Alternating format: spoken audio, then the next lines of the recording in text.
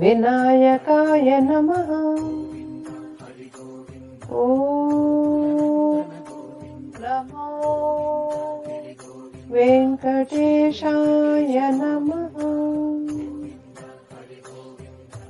వెంకటేశుని చరితము వింటే పాపములన్నీ తొలగు గదా. 7 కొండలు ఎక్కినంతనే మనసే పరవశముందు గదా. వైకుంఠంబున పాలకడలిపై శ్రీ మహావిష్ణువు పవళించ.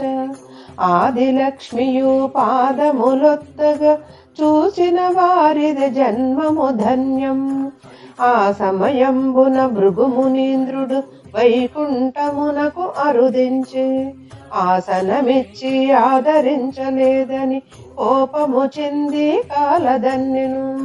కడు వినయంబున కమలనాథుడు ముని పుంగవుని పాదములొత్తి అజ్ఞానమని ఏ నేత్రము చిదిమి జ్ఞానోదయమే చేసెనుగా.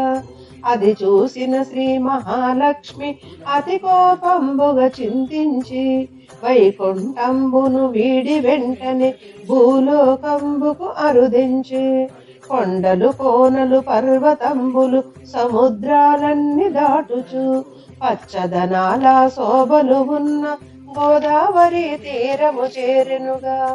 పవిత్రమైన గోదావరి యందు కొల్హాపురమును స్థలములో పర్ణశాల నిర్మాణము చేసి ధ్యానముద్రలో నిలిచెను తల్లి. లక్ష్మీదేవి లేని వైకుంఠము కళలు తప్పి కడుబీడాయే. రమాదేవినే వెతుకుచు స్వామి పరిపరి విధముల శోకించే. సతిని వెతుకుచు నారాయణుడే పుడమికి చేరెను దుఃఖముతో. ఎంత వారైన కాంతాదాసులేనని నిజమును తెలిపెను మాధవుడే. నా హృదయేశ్వరి లక్ష్మీదేవిని ఒక పరి వీరు చూసారాయని చెట్టు పొట్టలను అడుగుతూ స్వామి శేషాద్రీషుని చేరెనుగా. అలసి సొలసి ఆదమరచి నిద్రహారము మైమరచి పుట్టని గూటిగా చేసుకుని పరితపించెను పరమాత్మ. నారాయణయనుచు నారదముని బ్రహ్మలోకమును చేరెనుగా. భృగుముని వలన జరిగిన గాథను తండ్రికి తానే తెలిపెనుగా. భక్తవ శంకర బ్రహ్మదేవుడు లక్ష్మీ కడకి ఏతించి అలకలు మాని ఆలకింపమని సాగర పుత్రిక సరియనియే. అందము చిందే ఆవు రూపమే ధరించెనుగా బ్రహ్మదేవుడే. ముద్దు మోముతో చెంగున దూకుచు దూడగా మారెను శంకరుడే. నుదుటను బొట్టు ముక్కుకు నత్తు కొప్పున పూలు తురిమెనుగా. చక్కదనాల చీరను కట్టి గొల్లవామగా మారెను లక్ష్మి. ఆవు దూడను తోలుకు వెళ్ళి చోళరాజుకే అర్పించే. మందలు కలసిన మహనీయులకు వందనమిడుచు తావెడలి. మందతో కలిసి మేతకు వెళ్ళి శ్రీహరి చెంతకు తాజేరి. క్షీరధారలను పుట్టలో వదలి స్వామి ఆకలి తీర్చెనుగా. అది గమనించిన గోవుల కాపరి అతి కోపముతో పరిగెడుతూ గండ్రగొడ్డలిని చేతన బూని ఆవును కొట్టగా ఎత్తెనుగా. అది గమనించిన శ్రీ మహావిష్ణువు ఆవుకు అడ్డుగా తానిలచి గొడ్డలి వ్రేటు తలపై పడగా నెత్తుటి ధారత తడిచెనుగా. అది చూసిన గోమాతపుడు చోళరాజు కడకే తెంచి కన్నుల వెంట నీరుగారగా దీనవదనముత నిలుచుండే. ఎన్నడు చూడని వింతను చూసి ఆశ్చర్యమునే పొందెనుగా. గోమాతెనుకే రాజు వెడలి పుట్ట చెంతకే చేరెనుగా. రాజును చూసిన శ్రీ మహావిష్ణువు అతి కోపముతో బుసకొడుతూ ఘోరమైన శాపమునొసగి పిశాచిగానే మార్చెనుగా. పవిత్రమూర్తి పతిత పావన ఏ పాపమునే నెరుగనుగా. శాపము బాపి క్షమించుమంటూ స్వామి పాదముల పట్టెనుగా. కరుణామయుడు నారాయణుడు చోళరాజుని క్షమించి శాపము బాప మది నుంచి మార్గము తానే తెలిపెనుగా. ఈ శరీరము వదలిన పెదప చోళ వంశమును జన్మించి ఆకాశరాజు నామము దాల్చి రాజ్యపాలనే చేసెదవు. పద్మావతిని బిడ్డగా పొంది కన్యాదానము నాకే చేసి వజ్ర కిరీటము శిరసున దాల్చగా శాపము తొలగును తక్షణమే. అందుడు అయిన గోపబాలుడు స్వామి పాదముల చెంతకు చేర నాశల రూపము వెలసిన వెంటనే నీకను చూపు వచ్చునులే. శ్రీ మహావిష్ణువు అచట నుండి బయలుదేరి వెళ్ళెనుగా. వరాహ స్వామి పర్ణశాలకే శ్రీహరితానే చేరెనుగా. నారాయణుడే నివసించుటకు వరాహ స్వామిని అడిగెనుగా. స్థలమును ఇచ్చిన ఫలితము నిమ్మని వరాహ స్వామి కోరెనుగా. కలియుగమందున నన్నే కొలువుగా భక్తులు ఎందరు వచ్చెదరు. ముందుగా నిన్ను చూసిన పెదపే తదుపరి నాదరి చేరెదరు. వరాహ స్వామి భక్తురాలు వకుళ మాతను చేరెనుగా. ద్వాపర యుగమున యశోద మాతకు ఇచ్చిన వరమే గుర్తొచ్చి అమ్మాయనుచు ఆర్తిగా పిలిచి వకుళ మాత ఎదుటను నిలిచి తల్లి తండ్రి లేని వాడను నీదు బిడ్డగని వచ్చిన వాడను. ముంగిట నిలచిన స్వామిని చూసి తల్లి మనసు తల్లడిల్లి తల మీదున్న గాయము చూసి తల్లి కనులే చెమ్మగిల్లెను. స్వామిని తీసుకులోనికి వెళ్ళి వనమూలికలు అన్నీ తెచ్చి బిడ్డ తలపై పట్టు వేసి చీరను చెంపి కట్టు కట్టెను. పాలు పళ్ళు స్వామికి ఇచ్చి పక్కన తానే కూర్చుని వింజామరతో వీచుతూ స్వామికి కడుపు నిండుగా పెట్టెను తల్లి. శ్రీనివాస అంటూ పిలిచి పరమానందము పొందెనుగా. వకుళ మాత తల్లి వడిలో సేద తీరెను పరమాత్మ.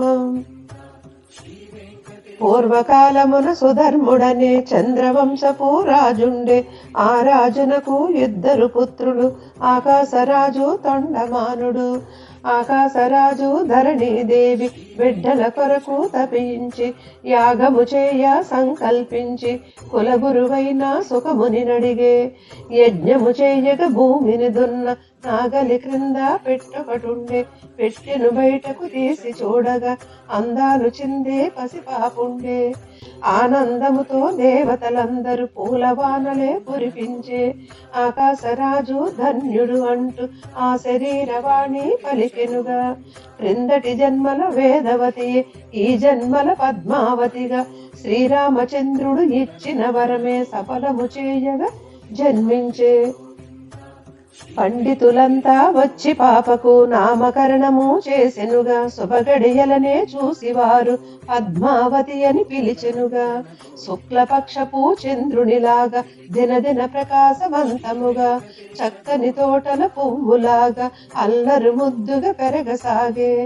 5వ ఏటని విప్రుల చేత అక్షరాభ్యాసము చేసెనుగా. గురువుల వద్ద విద్యలు నేర్చి పద్మావతియే పెరిగెనుగా. యుక్త వయస్సు వచ్చిన కన్య గౌరీ పూజలు చేసెనుగా. చెలికత్తెలతో ఆటలు ఆడుచు ఆనందముగా ఉండెనుగా. ఒక దినమున నారదముని పద్మావతి కడకే అరుదించి మునివర్యులను చూసిన వెంటనే ఆనందముగా ఆహ్వానించే. ఉచితాసనమున కూర్చోపెట్టి పాదము కడిగి ప్రణమిల్లి కడు వినయంబున శిరమును వంచి భక్తితో నిలిచెను పద్మావతియే. భక్తికి మెచ్చి కుశలము అడిగి పద్మావతిని దీవించి కళ్యాణమస్తు అంటూ పలికి భవిష్యత్తునే తెలుపసాగే. హస్తముద్రికలన్నీ చూసి స్వస్తిక చిహ్నములున్నవి అంటూ పద్మస్వస్తిక చామరాదులు ఆందోళిక మధ్య మాంగల్యములు అన్నీ ఉన్న చేతిని చూసి చంద్రముఖివి నీవంటూ మెరుపు కాంతుల దేహము కలిగిన కారణ జన్మురాలివి తల్లి. లక్ష్మీ కళతో ఉన్న నీకే శ్రీహరితానే పతి కాగలడు. దైవవాక్కులు తెలిపి కన్యకు నారదమునియే వెడలిపోయెను. యుక్త వయస్సు వచ్చిన బిడ్డకు పెండ్లి చేయగా నిశ్చయించి ఆకాశరాజు ధరణీదేవి దేశాలన్నీ వెతకసాగెను. ఆ సమయంబున నారదమునియే ఆకాశరాజు చెంతకు చేరి వేరెవ్వరిని వెతకవద్దు, నారాయణుడే అల్లుడు నీకు శుభవార్త తెలిపిన నారదమునికి ఆనందముతో నమస్కరించి అంతటి పుణ్యము నాకే దక్కిన ఈ జన్మమేక ధన్యముగా యదుకుల వంశుడు యశోవంతుడు ముల్లోకాలకు మూలము అయిన నారాయణుని కాళ్ళు కడిగి కన్యాదానము నే చేస్తాను. ఆకాశరాజు దంపతులిరువురు ఆనందముతో ఉండెనుగా పద్మావతియే కలలు కంటూ స్వామి రాకకు ఎదురు చూసే. వకుళమాత వద్దకు చేరి శ్రీనివాసుడు కోరిక తెలప వేటకు వెళతా నన్న బిడ్డకు జాగ్రత్తలనే తెలిపెను తల్లి. అతి సుకుమారమైన వాడివి అడవిలోకి ఎందుకు తండ్రి, క్రూర మృగములు ఏమి చేయును కలవరమాయను నా మదిలో. అమ్మా నీవు భయపడకమ్మ, నీదు బిడ్డ వీరువు కాదు, నీ దీవెనలే ఉన్నను చాలు ముల్లోకాలను ఏలెదనమ్మా. చక్కగా పలికిన బిడ్డను చూసి ఆనందముతో మురిసెనుగా శీఘ్రముగానే వెళ్ళి రమ్మని ఆశీస్సులనే తెలిపెనుగా. చక్కని అంచుల బట్టలు కట్టి ముత్యాల దట్టిని మొలకే కట్టి సంపంగి నూనెను తలకే రాసి నల్లని పురులను వంపుగా దువ్వి కస్తూరి తిలకం నుదుటను దిద్ది ఆభరణాలు ధరించి తాంబూలమునే వేసుకొని పరిమళ గంధలు పూసెనుగా. అంబుల పొదులను మూపుగా కట్టి చక్కని ధనుస్సును చేతను పట్టి అందాలొలికే అశ్వాన్నెక్కి శ్రీనివాసుడే వేటకు వెడలే. కేకారణ్యము మధ్యకు చేరి ధనుష్టంకారము చేసెనుగా. అడవిలో ఉన్న క్రూర మృగములు చెల్లా చెదురుగా పరిగెడసాగే.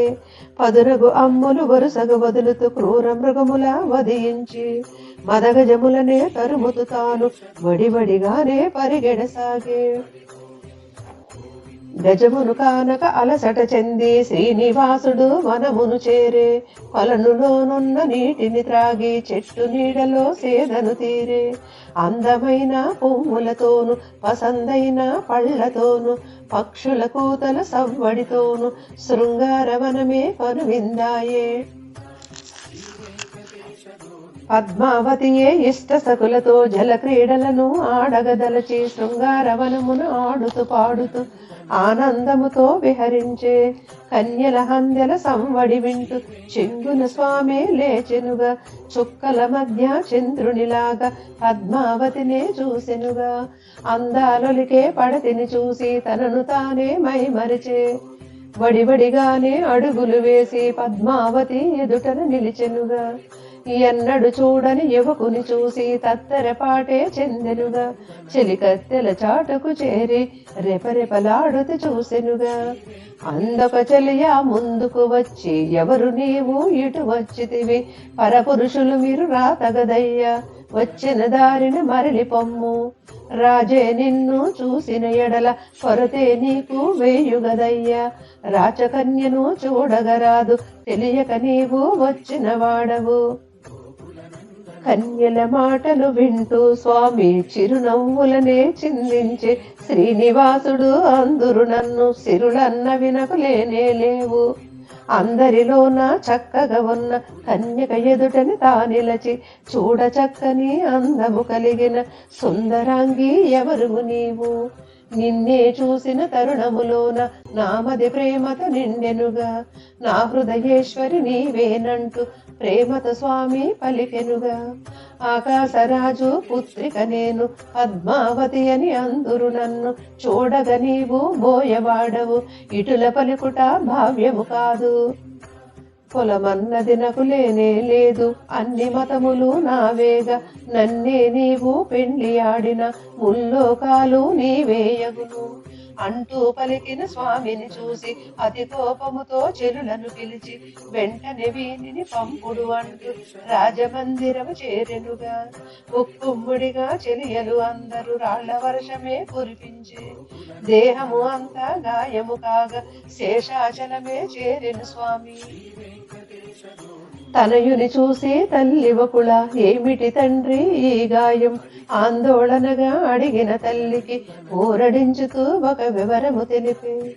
చంద్రుని మించిన మోమును చూసా, విశాలమైన నుదురును చూసా, శ్రీకారం వంటి చెవులను చూసా, నీలి మబ్బుల కురులను చూసా, మీనాల వంటి కన్నులు చూసా, సంపంగి వంటి ముక్కును చూసా, దొండ పండంటి పెదవులు చూసా, ముత్యాల వంటి పలు వరుసను చూసా, శంఖము వంటి కంఠము చూసా, ఎగసిపడే వక్షస్థలమును చూసా, తామర తోడుల చేతులు చూసా, పిడికిట ఇమిడే నడుమే చూసా, పద్మాల వంటి పాదము చూసా, కదలి వచ్చే బొమ్మను చూసా, ఎన్నడు చూడని అందము చూసా, నా మనసేతన కర్పించేశా. ఆకాశరాజు పుత్రిక ఆమె పద్మావతి అని పేరు కలది. ఆ పడతితోనే నాకు పెళ్లి చేసి నీ ముచ్చట కాస్త తీర్చుకో. రాజులతోటి వెయ్యమందగా సిరి సంపదలే లేని వారము పిల్లను అడగా వెళ్ళిన నన్ను తూలనాడి పంపెదరు. అమ్మా నీవు సందేహింపకు నీకొక మర్మము తెలిపెదను. త్రేతాయుగమున జరిగిన గాథను వివరముగానే చెప్పెదను. తండ్రి ఆనతి తలదాల్చి నేను అరణ్యవాసమే చేసి తిని క్రూరమైన రావణుడప్పుడు సుఖముని ఎంతో సంతోషించి శేషాచలమే చేరెనుగా. శ్రీనివాసుడు ఎదురే ఏగి వందనమిడుచు ఆహ్వానించి వకుళ మాత వందనమిడుచు పాలు పళ్ళు మునికే పెట్టి పెద్దలు మీరు ఊరికి రారు వచ్చిన వివరము తెలుపుము స్వామి. సుఖముని అప్పుడు చిరునవ్వులతో లగ్న పత్రిక అందించి శ్రీనివాసుడే చేతను పట్టి వకుళ మాతకు వినిపించెనుగా. వకుళమాత సంతోషించి సమ్మతి పత్రం రాసిచ్చే లగ్నం వేళకు వచ్చేదమంటూ మునివర్యులనే సాగనంపే. శ్రీనివాసుని పెండ్లి వార్త ముల్లోకాలకు తెలిసెనుగా. ఆనందముతో నారదమునియే స్వామి చెంతకు అరుదించే. నారదమునికి నమస్కరించి శ్రీనివాసుడు ఇటు పలికే. పెండ్లి అనగా మాటలు కాదు కాసులు నా కడలేనే లేవు. శ్రీనివాసుడే పలికిన పలుకులు నారదమునియే ఆలకించి ఆది పురుషుడవైన నీవు అడిగినంతనే కాదనదెవరయ్యా. శ్రీనివాసుని పెండ్లి అనగా ముల్లోకాలకు పండుగ కాదా. నీ పిలుపున వింటే చాలు దేవతలందరూ దిగివచ్చెదరు. నారదముని పలుకులు వింటూ శ్రీనివాసుడే ఆనందించి పెద్దలు మీరు ధైర్యము చెప్పి ముందుకు నడుపుము దీవెనలిచ్చి. స్వామి ఆనతి శిరమున దాల్చి నారదముని సంకల్పించగా ఈశ్వరుడంతట బ్రహ్మతో కూడి శేషాచలమే అరుదించే. దేవేంద్రుడొచ్చే, కుబేరుడొచ్చే, అగ్నివాయువు వరుణుడు వచ్చే, సూర్యచంద్రులు గ్రహములు వచ్చే స్వామిని చూడగా ఆనందముతో. శ్రీనివాసుడే ఎదురే వెళ్ళి అధరముతోని ఆహ్వానించి ఉచితాసనమున కూర్చోబెట్టి కళ్యాణ వార్తను తెలిపెనుగా. నారదమునియే ముందుకు వచ్చి సమస్యనంతా తెలిపెనుగా. అందరూ కలిసి ఆలోచించి తగు నిర్ణయమే చేసెనుగా.